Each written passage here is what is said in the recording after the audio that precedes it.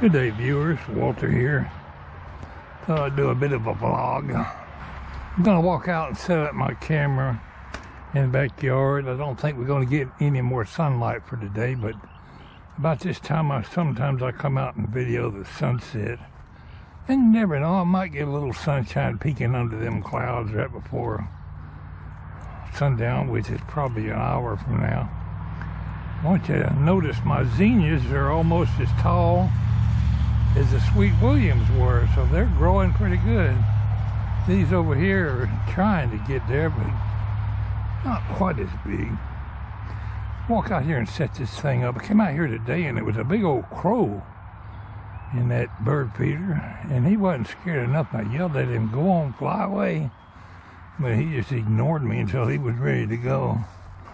I was out here last night setting up the camera, and if I can, I'm going to look at my footage from last night and see if it shows on camera. I'm not sure if it was pointed quite the right direction.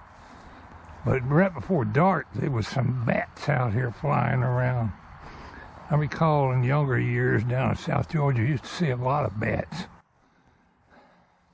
I don't know where they stay at around here, but probably in the barn or somewhere like that. But just before dark, they were darting all over this place out here. I'll sort through my footage and see if I can include some bat footage right in here. They don't stay in one place, they dart all over. I'm going to cut them small trees down that are right there on the fence line so I can get a better shot of the sunset in the evenings. It goes down right where them little trees are right there in front of me, and it kind of spoils my view of the sunset. Don't think we're going to get nothing but a view of some clouds today.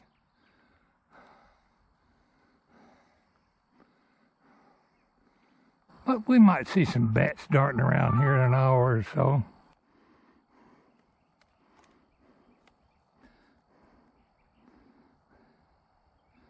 Some of you probably tell me I got bats in the belfry. Yeah, just clouds. I think the sun will go down right in that area right there, but since there's no sunshine here today anyway, let's tilt it up and hope we catch some of those bats that come out. I hear an engine. Oh, look at that. See if we can catch him.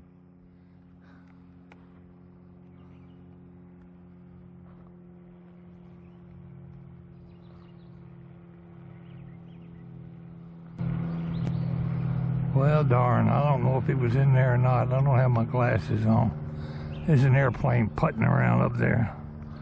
Oh, well. It has been super cloudy all day. They're calling for rain for the next couple of days. Maybe we can get some bat footage for you today. If not, I just killed a little time. I think I'll show you a project I'm working on in my head. I haven't started physically doing the work. But let's walk over here and look in the back of my truck. First of all, take a look at my bean tree. Last year I strung a clothesline rope up like a teepee shape to the top of this pole. And my beans grew really good. They're up about 6 inches tall right now. But you got this heavy duty concrete wire cement cage here around the pole. And that's what I tied my ropes to. Now let's think about that circle. It's probably not about 30 inches. There's that airplane again. Oh, you know who that is? That's the Forest Service.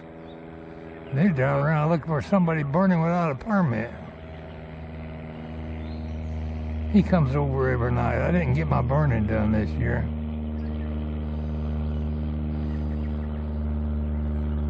He's out doing his thing. Anyway, let's go look at the back of my truck. And remember, that wooden pole is there that I want to utilize for my... Look at there. There's a hawk. Well, I'll be darned. We might actually got him on the camera. I'm hoping he's in the footage. You know what he's doing? He's around there trying to catch my doves in the front yard. Okay, yesterday I made a little dump run, and I was running my video camera at the time. I didn't broadcast it. I was making some private videos the last couple of days of a trip we took up to a strawberry farm over in McDonough, Georgia. I didn't publish it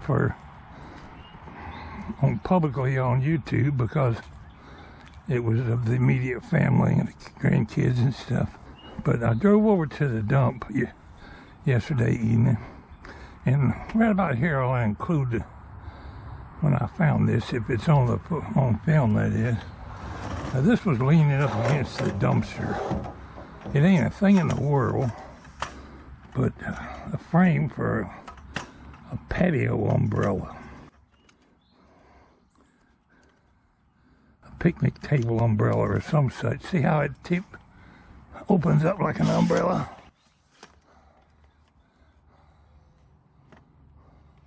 It's obviously broke or not working right or something. But it'll work for what I want. What I thought I'd do is disconnect this end here. And say, oh, it screws right off. And it's held together with screws. What I'd like to do, put that back on. That forest ranger's still up there flying around. Is take this pole out of the middle.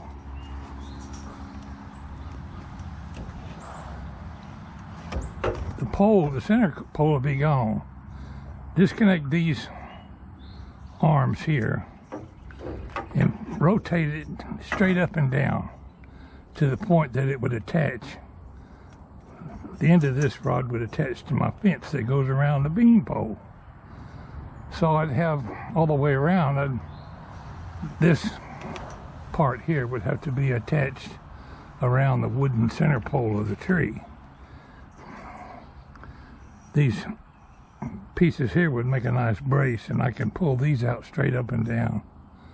And I can grow my beans from the top of the wire fence right straight on up each one of them arms instead of coming in teepee shaped. Or by the same token, I could just mount it to the pole like that, but you need a ladder to get up there and pick your beans. I'm trying to keep it down at a level where you don't have any trouble getting it. Anyway, it's just a dumb, stupid idea that came to me, and I'm going to see if I can make it work. These arms appear to be of aluminum. Light duty, probably aluminum. It don't take much weight to hold up a bean vine, so that's what we're going to do. I'll work on that in the next day or two. In the meantime, I'm going to go in here and get on the computer and see if I can find my bat footage from last night. Not a whole lot of exciting vlog today, but let's see if maybe that hawk video will show up. It'll be a very short one if he's in the film, but we might be producing a hawk video in the next day or two. And I think within a month we're going to be looking at zinnia blooms out here. I got to cut grass again. It's only been a few days and stuff is up halfway to my knees out there. I cut one day last week. Look at them sparrows in the bird feeder. They're not scared of me. Got this white clover. I guess it's white clover. It's some kind of clover. It's sprouting all over the yard. Last time when I was cutting, dandelions were in bloom. Anyway, I look here at my hydrangea bush this year. Look at all the blooms. And I showed you here a month or two ago how it sustained some freeze damage. But I was right, the blooms are coming out really nice. Just 2 years ago, this plant was only about this big.